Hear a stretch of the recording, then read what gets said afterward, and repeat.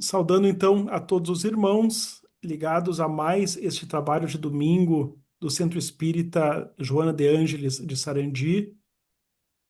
Eu sou João Paulo Cardoso, trabalhador voluntário desse Centro Espírita, e hoje temos aqui a presença de dois amigos muito queridos, João Alessandro Miller e Vinícius Lima Lousada.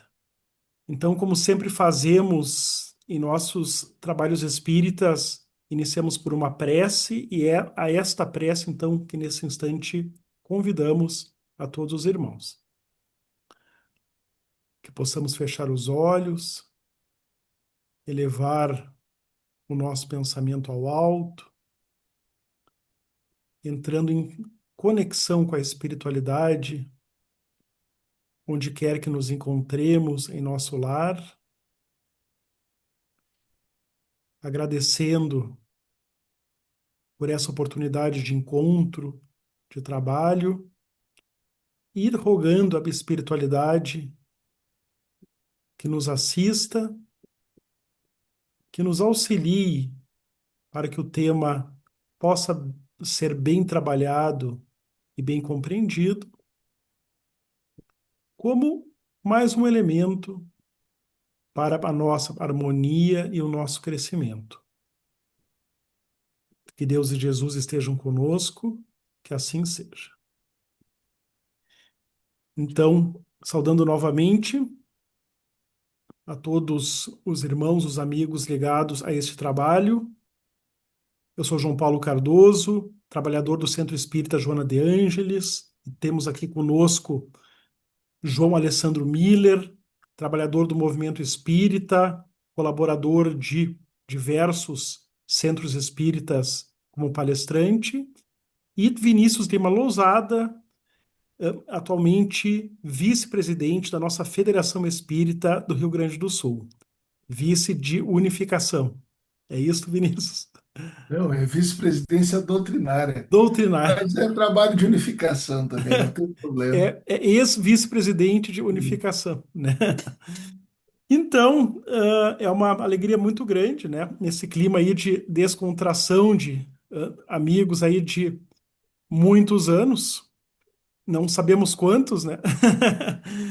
Para tratar deste tema aqui do capítulo 12 do Evangelho segundo o Espiritismo, na continuidade deste estudo que é feito nesse trabalho de domingo. Capítulo 12, que tem como título Amai os vossos inimigos, e hoje, então, os dois itens, 5 e 6, que falam sobre os inimigos desencarnados, que é um assunto muito premente, né? Mas que, como todos os temas espíritas, ele tem que ser trabalhado com muito equilíbrio, né? De um lado, para evitar enfim, o pânico, né, que algumas pessoas podem ter, uh, não sabendo exatamente qual tipo de companhia espiritual que pode ter, né? Não é por aí, né, a gente entende, mas também tendo conhecimento, esse conhecimento que o estudo feito pelo codificador nos possibilita, para que possamos conhecer o fenômeno e também nos precaver, né? Então, enfim, muito importante sempre voltar ao tema. Então, agora, nesse início, a gente saúda os nossos companheiros aí de mesa virtual, né? Para que possam já ir trazendo, né, as suas colocações sobre o tema junto com a sua saudação. Boa noite, então, Vinícius. Boa noite, João Paulo, boa noite, Alessandro.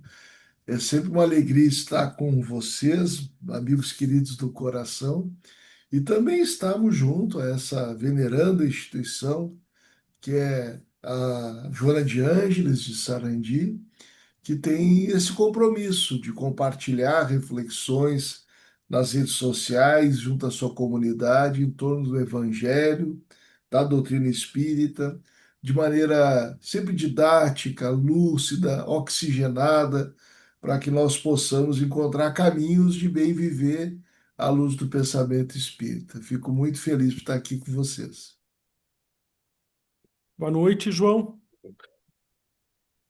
Boa noite a todos. Para mim também é uma alegria muito especial estar na companhia de dois irmãos realmente de caminhada, duas pessoas muito especiais na minha jornada e de uma maneira muito especial aí o estar falando aí para a Sociedade Espírita Joana de Ângeles, que tem um papel também bastante especial aí na minha caminhada dentro da doutrina espírita, lá no começo da minha jornada, aí foi uma casa que eu frequentei, que eu visitei e fui, enfim, muito feliz.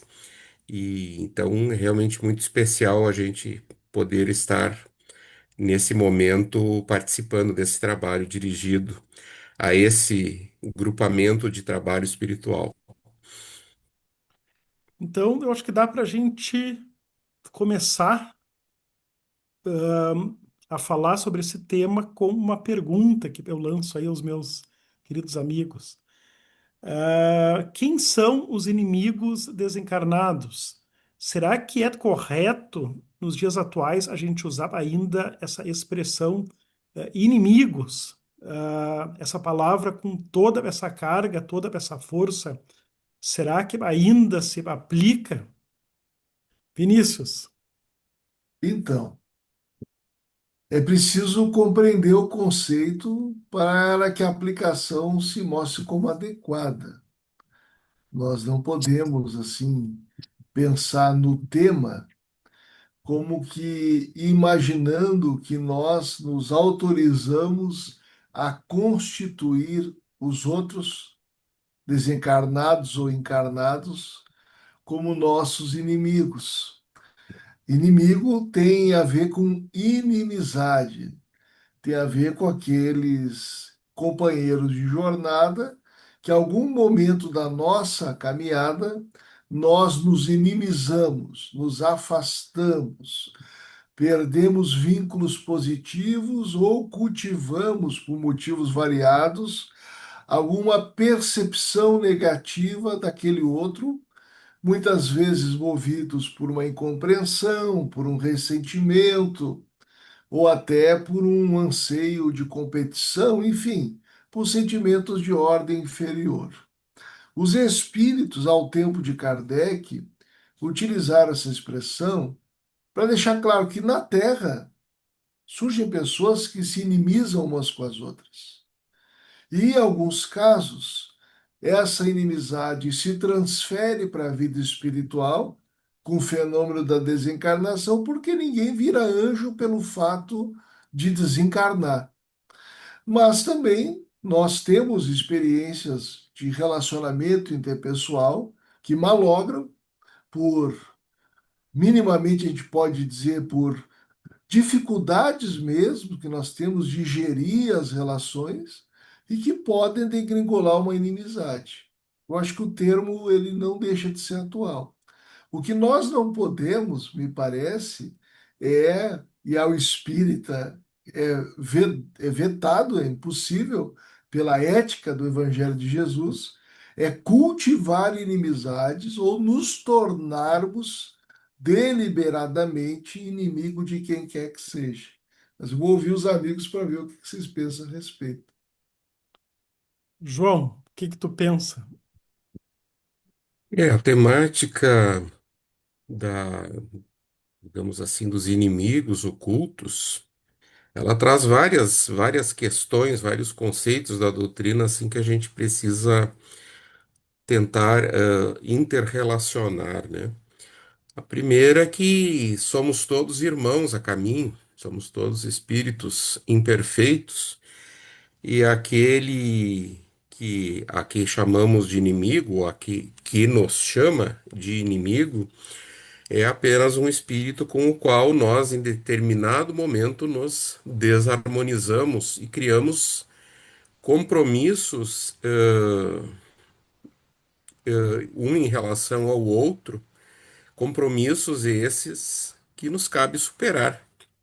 Então, como muito bem o Vinícius comentou, que não sejamos nós os causadores, os provocadores desta inimizade, que saibamos que sejamos nós aqueles que procuram harmonizar essa inimizade, superar essas diferenças pela prática das nossas virtudes, porque na medida em que nós conseguirmos ir evoluindo espiritualmente, aquele que tem algo contra nós, ou verificará que, enfim, nós já não somos aquele que lhe causamos o mal no passado e que talvez não mereçamos aquela vingança ou aquele ódio, enfim, que ele tem por nós, ou compreenderá que também ele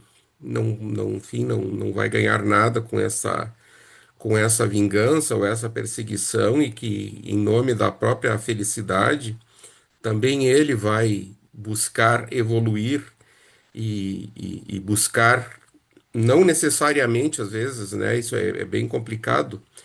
Nas nossas imperfeições, nós temos muitas vezes dificuldades de perdoar, mas quem sabe a gente, esse nosso companheiro, deixe de dedicar o seu tempo a nos atacar ou a nos agredir e procure buscar a sua própria evolução, enfim, se tranquilizar para a partir daí, sim, num momento futuro em que ambos melhorados um pouco, talvez a gente consiga ressignificar essa relação inicialmente que tinha sido mais doentia, de maneira que ela seja sublimada para uma, uma tolerância e uma tolerância que evolua para uma convivência saudável e até, quem sabe, lá no futuro, mais à frente, laços de real fraternidade. Então, é um processo que não devemos temer, mas precisamos fazer o nosso papel de nos harmonizarmos, de buscarmos a nossa própria evolução, para que esse processo seja ressignificado, para que essa dissintonia que existe entre nós, ela possa ser retrabalhada de maneira no rumo da mútua evolução, tanto nossa quanto desses outros companheiros que conosco mantêm algum vínculo de desarmonia. Então, eu acho que não é algo que a gente deva temer, e sim nos preocupar em nos trabalharmos e nos melhorarmos, e a partir daí nós já estamos no caminho desta harmonização entre nós e estes nossos companheiros desencarnados. Eu sempre gosto de trazer algumas contribuições do grande autor, né, que é Allan Kardec. No caso desses itens 5 e 6 são textos da autoria dele, né? Comentários sobre essa temática dos chamados inimigos desencarnados, né? Então, no item 5, dentre outras considerações, ele diz assim: cabe ao Espiritismo provar pela experiência e pela lei que rege as relações do mundo visível e do mundo invisível que a expressão apagar o ódio como o sangue é radicalmente falsa. E o que é verdadeiro é que o sangue conserva o ódio mesmo além do túmulo, de dar, por conseguinte, uma razão de ser efetiva a uma utilidade prática ao perdão e à sublime máxima do Cristo: amai os vossos inimigos. Não há coração tão perverso que não seja tocado de bons procedimentos, mesmo inconscientemente. Pelos bons procedimentos, tira-se pelo menos todo o pretexto de represálias. De um inimigo pode-se fazer um amigo antes e depois da sua morte, né? Então, são esses princípios, enfim, que nós já trouxemos aqui, né? De que ninguém se transforma em santo pela desencarnação, né? A gente basicamente prossegue sendo quem nós somos, né? E quando acontece algo na Terra que gera inimizade e isso não é resolvido enquanto nós estamos aqui, né? Esse tipo de sentimento ele pode sim ser levado lá para o plano espiritual e enquanto um está encarnado e o outro está desencarnado, nós teríamos aí montada essa situação, né, de um inimigo desencarnado, né? Essa questão do bom procedimento me lembra um comentário que eu escutei, se não me engano, num estudo que eu vou inclusive fazer aqui uma recomendação, que é espetacular, que é um estudo de todo o Evangelho segundo o Espiritismo, item por item, feito na FEB TV, né? Enfim, é muito interessante esse estudo, né? Então, se eu não me engano, é de lá que eu escutei esse comentário no sentido de que o nosso inimigo, entre aspas, desencarnado, ele tem nas suas mãos uma fotografia em preto e branco nossa lá do passado, né? É uma imagem que ele conservou de quem nós éramos lá, sabe-se lá quando, muito tempo atrás, quando o problema entre nós ocorreu. Mas que se ele vier nos procurar hoje e, por exemplo, nos encontrar fazendo um evangelho no lar, né? Ele vai ver esse sujeito ali lendo o evangelho e vai pensar, opa, alguma coisa mudou, né? Ele não é mais o mesmo, né? Que é essa explicação aqui que Kardec traz do bom proceder, né? E o bom Não, proceder é o que o próprio Allan Kardec traz nos itens anteriores, né?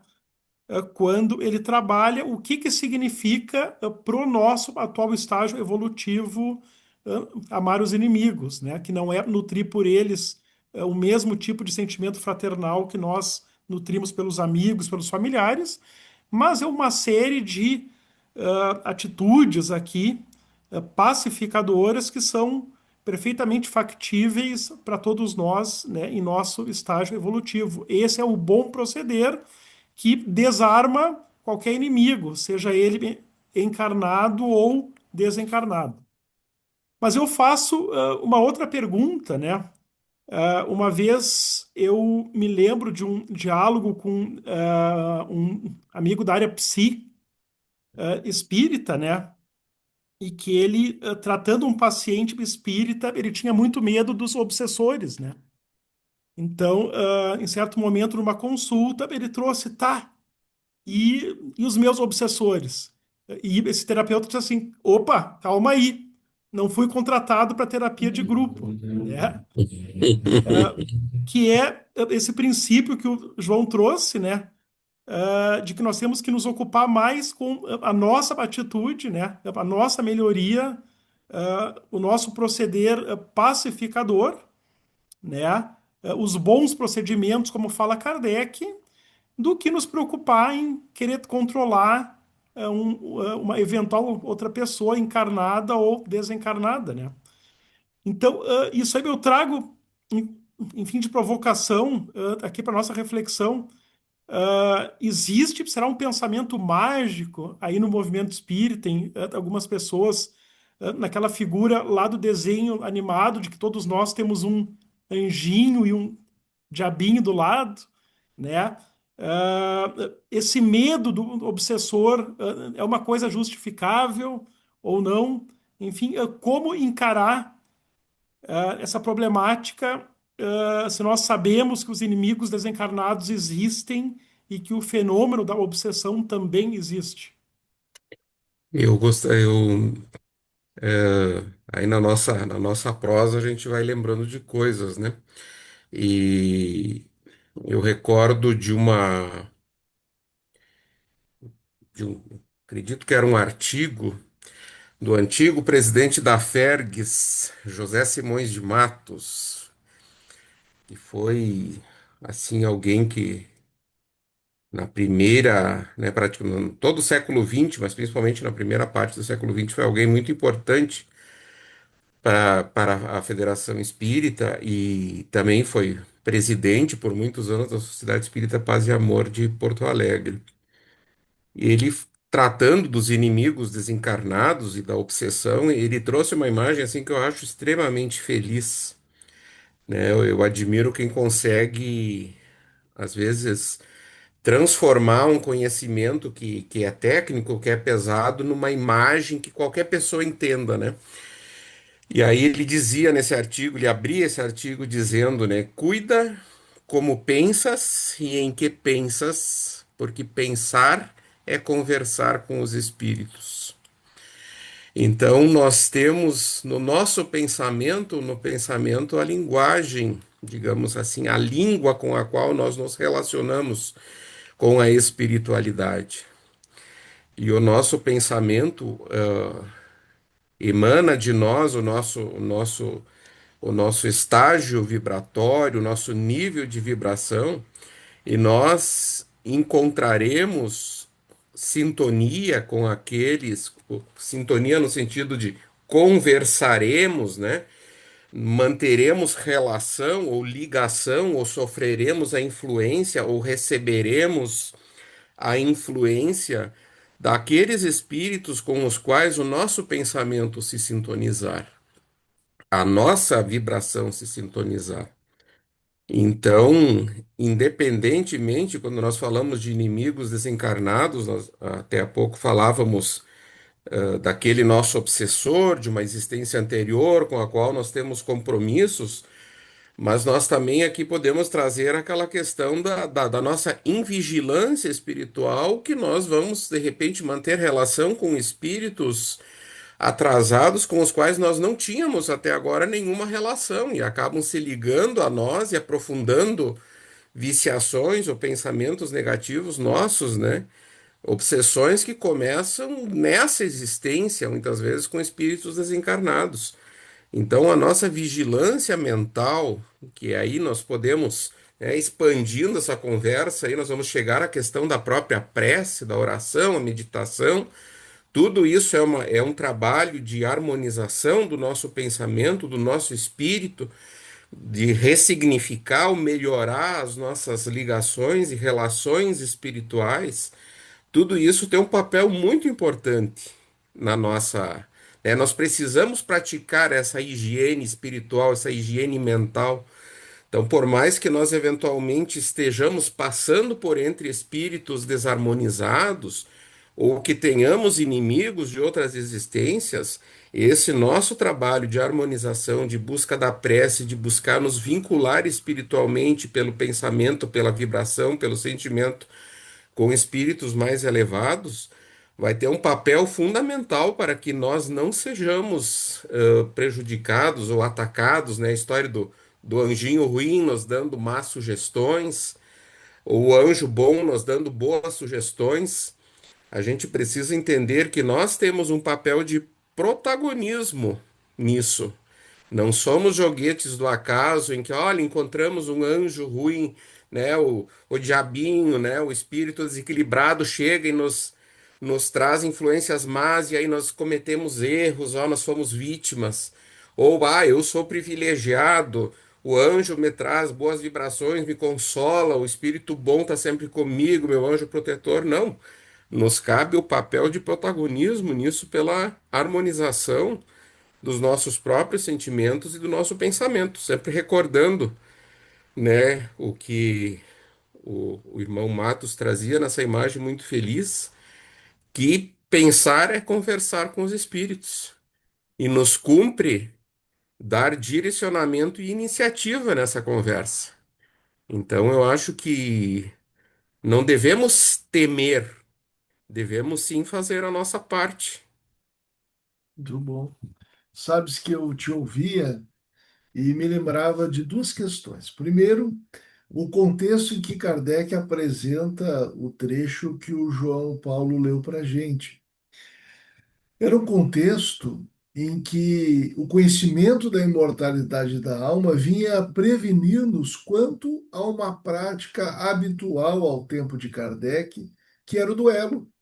As pessoas resolviam as querelas na vida social através do combinado escolhendo armas, e se imaginava que inimigo morto acabara os problemas. E o Espiritismo vem demonstrar que, como a morte não encerra a existência do ser consciencial que nós somos, a inimizade prossegue no mundo espiritual, sobretudo quando é causada em situações trágicas, como é um duelo. Então, seria um elemento a mais para conter aquele impulso e prática cultural que vigorava ao tempo de Kardec. Esse é um ponto que eu queria lembrar, porque aí faz mais sentido para a gente perceber esse alerta dos inimigos desencarnados quanto uma realidade que nós não podemos ignorar para vigiar mesmo, como bem lembrasse, João Alessandro, a necessidade de vigiarmos os nossos pensamentos. E eu lembrei de um fato familiar, da família espírita, né? E uma familiar foi acometida de uma grave obsessão. Ela ouvia os espíritos, as falas, as recordações deles relativo a experiências passadas, com requinte até cinematográfico de sons de correntes arrastando pelo quarto. A pessoa foi fragilizando fisicamente, emocionalmente, até que, num determinado atendimento espiritual, o que os espíritos recomendaram à família? Que essa pessoa diariamente passasse a estudar algum texto de caráter evangélico doutrinário. Aí tomou aquilo que estava mais perto de si, um livro chamado O Sermão da Montanha, de Rodolfo Caligares, publicado pela FEB. Então ela lia diariamente, além de receber os passes lá no centro espírita, lia diariamente o texto.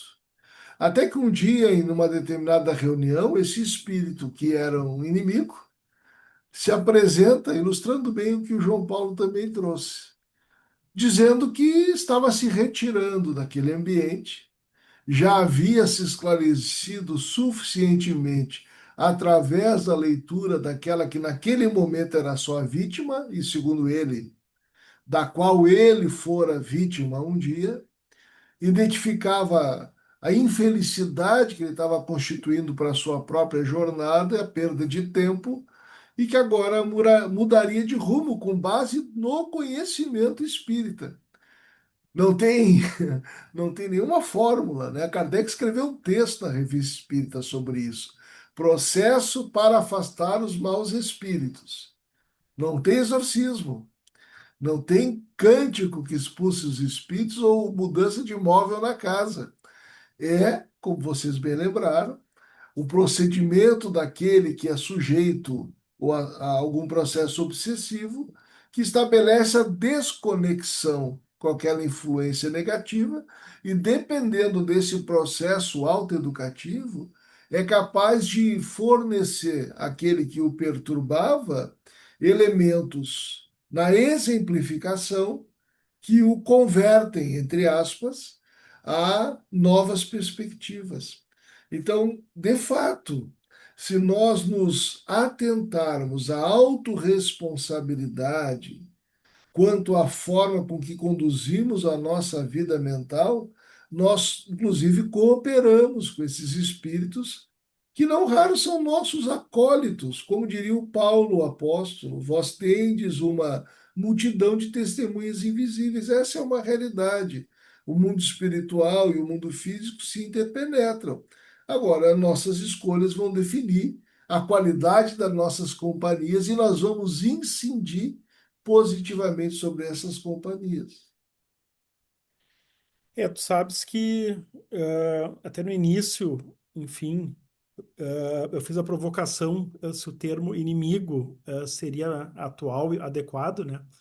Porque eu tinha também na cabeça essa questão de que as elites, lá na época de Kardec, ainda resolviam os seus problemas por meio do duelo, né?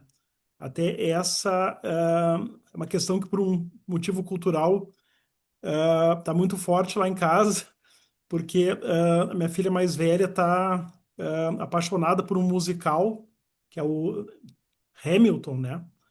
que conta a história do Alexander Hamilton, um dos pais dos Estados Unidos da América, né? Que, aliás, se essa figura existisse nesse momento, estaria rolando no túmulo, né? Mas a gente sabe que isso não acontece, né? E Hamilton, enfim, aquele constitucionalista excepcional que criou, enfim, muito da Constituição e escreveu os textos espetaculares lá do Federalista, né? Que nós, inclusive, estudamos no mestrado de Direitos Humanos. Hamilton desencarnou num duelo, né? Aos 49 anos, né? Aí tu fica pensando a perda, né? Por um motivo de honra ali, de uma honra arcaica, né? Que nada mais é do que orgulho e egoísmo, né? Então, se tu pensa nesse tipo de inimigo, que numa situação correlata geraria um duelo, esse tipo de inimigo realmente não tem, né? Só que nós temos que lembrar que em territórios conflagrados por facções criminosas, existem causas de inimizade não somente similares, mas piores, assim. O grau de injustiça que uma facção criminosa consegue colocar no seu território e o grau de injustiça que certas reações do Estado, né, às vezes desproporcionais e mal planejadas, também causam, né? Quem vai para o plano espiritual nessa circunstância vai carregado de ódio, né? Infelizmente. E também os extremismos que nós vemos hoje e que não víamos ali há 15, 20 anos atrás, né? Para um extremista político, quem pensa diferente é um inimigo existencial, não é um oponente que pode vir para o poder de tempos em tempos pelo processo democrático. Ele é um inimigo existencial. Então, são espécies de doutrinas que geram inimizades. Então, a geração de inimizade, infelizmente, não temos mais o duelo, né? Mas causas de geração de inimizade nesse mundo ainda de provas e expiações existem, né? Então, toda essa reflexão aqui desses dois itens é super atual. Veja que há situações assim banais no cotidiano, uma discussão no condomínio, às vezes um carro mal estacionado, e a pessoa perde a razão, busca uma arma e assassina um pai de família, seu vizinho. Porque lembra Hannah Arendt, né? A banalidade do mal que vai constituindo uma conduta em que vai se naturalizando o ódio como uma forma de expressão, às vezes no campo da política, às vezes nas relações interpessoais, no trânsito, no cotidiano. E acho que a gente tem aqui no Evangelho segundo o Espiritismo um remédio profilático, né?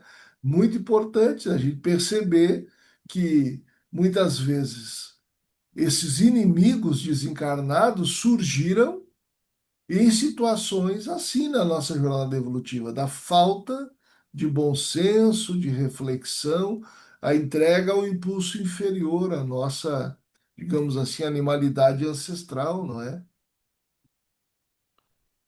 E é isso, meus queridos amigos. Em nossos episódios aqui, o tempo passa muito rápido, né? E de alguma forma, aquele tempo que nós tínhamos planejado, o tempo habitual, né? Ele se esgotou. Então, a gente partiria já para as nossas considerações finais, né? E eu acho que nada melhor do que partir para essas considerações finais do que dar mais uma vez a palavra ao nosso codificador aqui, nas suas conclusões, né? No item 6, sim, ele vai falar da obsessão, que nós já tratamos aqui, né? A obsessão, quando nós estamos tratando com o público leigo, né, e possivelmente esse nosso episódio vai chegar, sempre algo que nós temos que colocar, que não é algo para gerar uma preocupação, né? Não tem sentido a gente conseguir vencer o medo do demônio e trocar, né, o medo do demônio pelo medo do obsessor. Não é por aí, né? É um fenômeno que existe, que se aprofunda normalmente em grupo de estudos, né? Mas o centro espírita e o espiritismo em geral, a literatura espírita, nos ensinam esses meios de nos precavermos, que são exatamente todos esses aqui que nós né, estamos trabalhando desde o começo aqui da nossa conversa, né? Principalmente a melhoria própria, né? O passe, a prece, né, a meditação, a boa leitura, como esse caso que o Vinícius contou. Enfim, são todos esses mecanismos, né? Mas Kardec termina se referindo a essa figura lá do passado, né? Esse medo que muitas pessoas tinham dos demônios ou das criaturas infernais, né? E vai dizer assim: o Espiritismo veio provar que esses demônios não são outros senão as almas de homens perversos que não se despojaram ainda dos instintos materiais, que não se pode apaziguá-los senão pelo sacrifício de seu ódio, quero dizer, pela caridade. Que a caridade não tem apenas por efeito impedi-los de fazer o mal, mas de os conduzir no caminho do bem e de contribuir para a sua salvação. É assim que a máxima amai os vossos inimigos não está circunscrita ao círculo estreito da terra e da vida presente, mas se integra na grande lei da solidariedade e da fraternidade universais, né? Então, Kardec termina a sua reflexão lindamente, né? Então, enfim, abrimos aí para os nossos amigos alguma consideração final e depois nos despedimos. Vinícius. Eu agradeço a oportunidade de estar aqui com vocês mais uma vez. Espero que outras se façam e deixo aos amigos o nosso abraço e desejo que estudemos sempre nessa toada de fé raciocinada, o pensamento de Jesus e as proposições feitas por Allan Kardec. João, eu te passo então para, enfim, o teu comentário final e, se quiser, já faz a nossa prece de encerramento. Eu quero agradecer a todos pela oportunidade desse instante especial de convivência com os nossos irmãos, as reflexões que nós tivemos aqui, eu acho que extremamente válidas, extremamente atuais, passados aí 2 séculos, né, de, de, de reflexões, quase 2 séculos, né, de codificação, 2 séculos de Allan Kardec, passados 2 milênios do Evangelho, as lições são as mesmas. Nós, enquanto tivermos como tivermos o Evangelho, os ensinamentos do amor, da fraternidade, do perdão, como nossas ferramentas de trabalho, estaremos sempre tranquilos e protegidos no nosso caminho de evolução. E não precisaremos temer os inimigos ocultos, pelo contrário, poderemos nos tornar instrumentos da nossa recíproca evolução, da nossa e da deles também. Então, vamos agradecer mais uma vez pela oportunidade de termos estado juntos. Vamos silenciando as nossas angústias, os nossos pensamentos das coisas do mundo. Vamos buscando interiorizar o nosso sentimento, o nosso pensamento, buscando nos harmonizar com a corrente amiga dos espíritos trabalhadores da nossa querida Sociedade Espírita Joana de Ângeles, que nesse momento possamos ser todos envolvidos nesta vibração de amor e de paz que nos abraça a todos, nos nossos lares, em qualquer lugar em que neste momento estas palavras nos encontrem. Que o Mestre Jesus, por seus ceareiros de luz, possa anotar as nossas dificuldades, as nossas preces e as nossas angústias e nos auxiliar nos caminhos que ainda nos cabe percorrer. Que o Mestre Jesus nos envolva e nos despeça com sua paz. Muito boa noite.